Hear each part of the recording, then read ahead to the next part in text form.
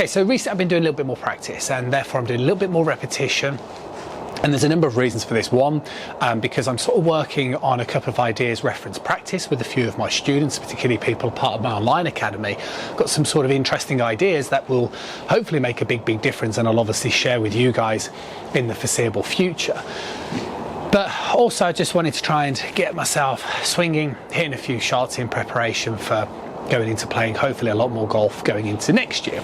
And as I'm hitting some shots, I'm sort of figuring a few things out, which I'm sharing with you. And one of the things that I realised that I've never spoken about before, and it's sort of come to light whilst I've been hitting shots, and it's very much to do with my setup position.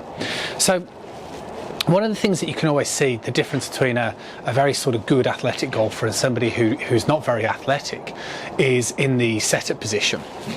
So for a typical golfer who's not very athletic, you'll tend to see them pop the club behind the ball, stay very still, and then have a look where they're going towards a target, and then eventually, you know, sort of pull the trigger and hit the golf ball. Whilst what you tend to see with a golfer who's a little bit more athletic, maybe been playing golf a little bit longer, and they don't need to think about those things quite as much, you tend to see there's a little bit more movement between the feet, and a little bit more of a sort of waggling and trigger kind of movement going on with the hands and arms. Now the reason for this, it's not that necessarily I would advocate that you have to start tapping your feet and moving the club around, because I think for most golfers that will be, one, a distraction, and two, actually I think it will probably be very unhelpful.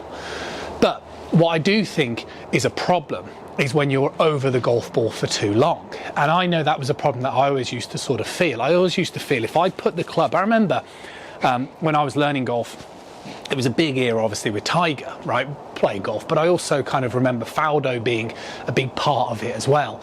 And I used to remember watching sort of Faldo go through a very meticulous routine where he'd put the club behind the ball, align the face up towards it, and then take his stance. And although I used to have that sort of suggestion given to me in golf lessons to build up this very familiar routine, I just used to remember how uncomfortable I would feel trying to keep the club head in that sort of position and hold it for that long. Because by the time I felt like I was ready to pull the club away, I don't know, it just never felt like something that I was ever able to do. And like a junior golfer and like most people, I sort of figured my own way around it. So I understood the importance of alignment, but what I always used to do is I always used to put the club head here. Okay, so see the way the club head is kind of in front of the ball. Now the reason why I did that is, you know, with putting, I used to see golfers that would sort of put the club head in front of the ball. I could never do that either, but sort of positioning the club like so, one, it always used to help me with my ball position. Okay, so having the club head slightly in front of the ball always used to give me that feeling of hitting through the golf ball. And those of you that watch the channel know that I like to encourage the ball further forward again, so I feel like it's more like a side-on sport, like I can hit through it.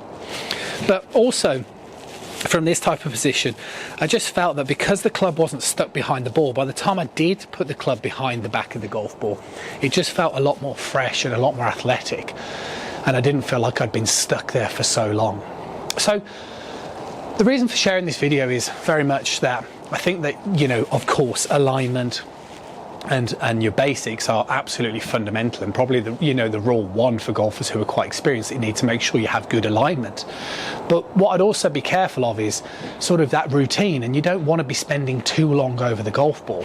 One, you don't want to gather too many thoughts, and two, you don't want to become too stale over it that you can't move. So I don't know, maybe some of you, maybe it's just a couple of you, you might find it quite beneficial to see the way that I do that. Then you can see the way by the time I get the club behind the ball, like so, I feel like I'm ready to go, and it feels a little bit more like a dynamic sort of sport that we would see. So again, I'll just hit a couple of shots just so you can really see. So I put the club here, and then I pick it up, then I place it behind the ball, then I'm ready to go. As opposed to having the club head behind the ball, getting myself set up, and it just feels so different.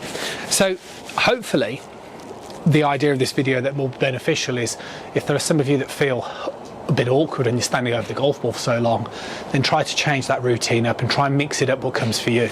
Personally, having the club head slightly ahead, as I'm demonstrating again here, then getting myself set up, then having a little look at my target and sort of pulling the trigger, just feels so much more, for me, natural, in keeping with a very athletic, sort of impulsive response to hitting a golf shot. And I think one of the things that most amateurs struggle with when it comes to playing golf is the fact that it's a static ball that you're stood over. Maybe just by messing around with your routine and where your club is located might just make it a little easier for you to feel that little bit more liberated. Speak to you again really soon.